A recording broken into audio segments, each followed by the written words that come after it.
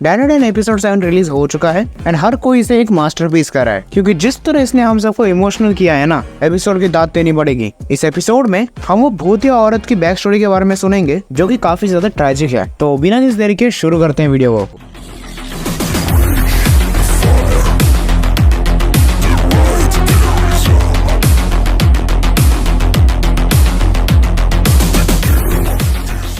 Episode शुरू होता है और हम एक औरत को भागते हुए देखते हैं उसी के पॉइंट ऑफ व्यू से, और सिनारियो काफी डार्क था। यहीं पर झट से कैमरा स्विच होता है और हमें पता चलता है कि वो उस भूत की पीओवी थी। जहाँ एपिसोड वहीं से शुरू होता है जहाँ पिछली बार खत्म हुआ था। उस भूत ने जलने के कारण तीनों को उगल दिया था और अब वो भूत उन दोनों पे हमला कर देती क्योंकि उसे आयरा वापस चाहिए। अब यहाँ पर दोनों ही भागते हैं। यहाँ पर ओकरुन को समझ नहीं आ रहा था कि वो कैसे भागेंगे और ये पूरी प्लेस ऑब्स्टेकल से भरी हुई थी। जहाँ पर मोमो कहती है कि ये उसी का आइडिया है, उसी के साथ स्टिक ऑन करो। लेकिन यहाँ पर पलक झपकते ही वो भूत मोमो को नॉकआउट कर देती है और यहाँ पर मोमो के कहने पर ओकरुन उससे बच के भागता है। ओकरुन की स्पीड तो ज्यादा थी लेकिन वो उस भूत के एक्रोबैटिक्स के आगे कुछ नहीं थी। इसी वजह से वो भूत ओकरुन को नॉकआउट कर देती है और यहाँ पर वो आयरा से कहती है कि वो उसे खा जाएगी, तब जाके वो दोनों एक हो पाएंगे। लेकिन यहाँ पर मोमो का प्लान काम कर जाता है और वो भूत सडनली आगे मूव नहीं कर पाती क्योंकि उसने इन दोनों को पकड़ने के लिए अपने सारे बालों को आसपास के ऑब्स्टेकल्स में पूरी तरह से उलझा लिया था और अब वो बाहर नहीं निकल पा रही है। जहाँ वो भूत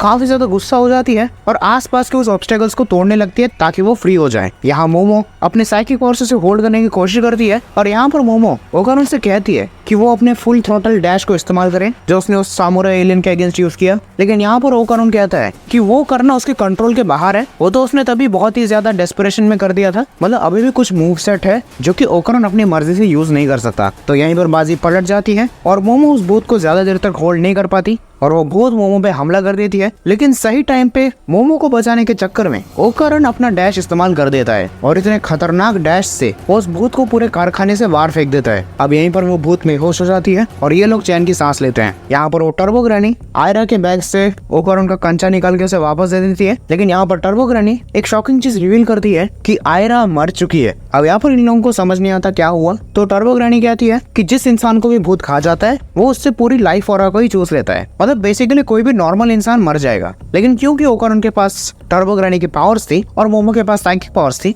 तो वो दोनों थोड़े बहुत एक्सेप्शनल केस की तरह बच गए। यहाँ पर मोमो एक आइडिया सोचती है कि वो सीपीआर ट्राई करेंगे जिसमें ओकरुन सांस देने का काम करेगा और मोमो अपने साइकिक हैंड से सीधा आयरा के दिल को ही मसाज करना चालू करेगी, जिससे सीपीआर काफी इफेक्टिव हो सकता है। लेकिन इससे कोई काम नहीं होता क्योंकि टर्बो ग्रैनी के अनुसार उस भूत ने आयरा को खा लिया तो मतलब उसका ऑरा ही खा लिया, जिसमें वो भूत भी थोड़ी देर बाद फिर से जिंदा हो जाती है और उनके पास आके कहती है कि आयरा इस तरह जिंदा नहीं होगी, उसे मुझे जिंदा करने दो। लेकिन यहाँ पर मोमो उस भूत से कहती है कि मैं तुम्हें भरोसा नहीं करती और मोमो के ऐसा कहते ही वो भूत अपना जबड़ा तोड़ लेती है और कहती है कि देखो अब मैं इंसानों को खा नहीं सकती, अब तो भरोसा कर लो मुझ पे। और इससे पता चलता है कि वो भूत सच में आयरा की केयर कर रही थी। अब यहाँ पर वो भूत समझाती है कि ऑरा एक बैटरी की तरह होता है, बिना बैटरी के कोई भी मोटर नहीं चलेगा, उसी तरह ऑरा के बिना बॉडी एक लाश है। यहाँ पर मोमो फिर भी उस भूत पे भरोसा नहीं कर रही थी लेकिन वो उससे एक चांस देती है और ओकरुन को कहती है कि पहले ट्रांसफॉर्म हो जा और अगर कुछ भी गड़बड़ लगे तो उस भूत का सर फोड़ देना। और हाँ, इससे पहले उस भूत ने खुद कहा था कि अगर मैंने कुछ भी चालाकी करने की कोशिश की तो सामने पड़े थोड़े बहुत रॉड से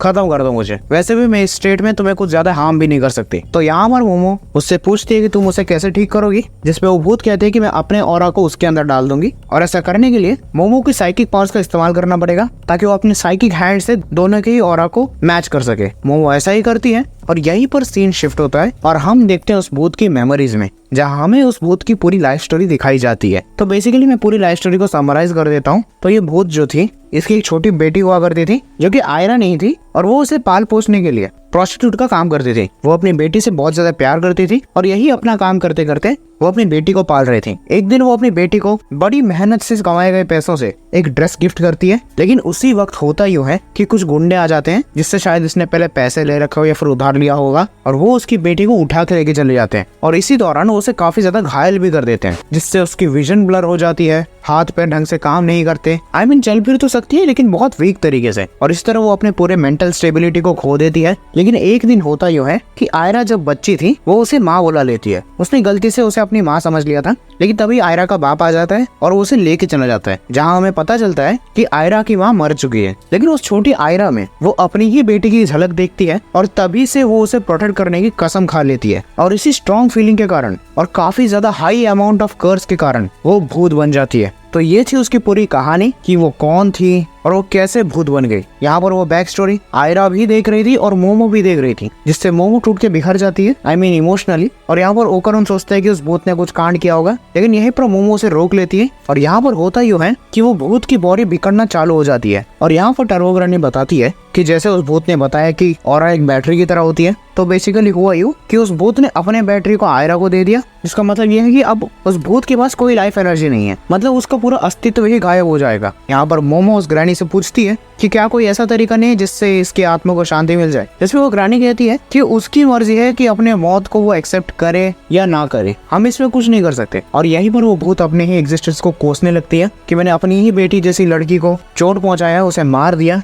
और मेरी जिंदगी कुछ नहीं थी, बस एक वेस्ट थी। लेकिन यहीं पर क्योंकि आयरन ने उसकी बैक स्टोरी को जान लिया था, तो जाके उसे उसकी ही बेटी की तरह गले लगा लेती है। वो उसे आखिरी बार शुक्रिया कहती है और एपिसोड यहीं पर खत्म हो जाता है। देखो एपिसोड काफी बढ़िया तैयार हो। अगर तुम्हें वो इमोशनल इम्पैक्ट लेना है ना, तो मैं चाहता हूँ कि तुम लोग एक बार एपिसोड फिर से देखो, यूट्यूब में फ्री में अवेलेबल है। तो अगले एपिसोड में हो सकता है कि हमें आयरा के अंदर भी थोड़ी बहुत पावर्स देखने को मिले, क्योंकि आफ्टर ऑल आयरा के पास उस भूत की ही ऑरा है, तो हो सकता है कि वो कुछ कर पाए या फिर ओकरुन और मोमो के साथ टीम अप कर ले। तो ये सब कुछ देखने में काफी बढ़िया लगेगा। खैर आज के इस वीडियो को खत्म करते हैं। वीडियो कैसा लगा तो मुझे कमेंट्स में बता सकते हो। आज के लिए इतना ही, मैं मिलता हूँ किसी और वीडियो में, तब तक के लिए गुड बाय।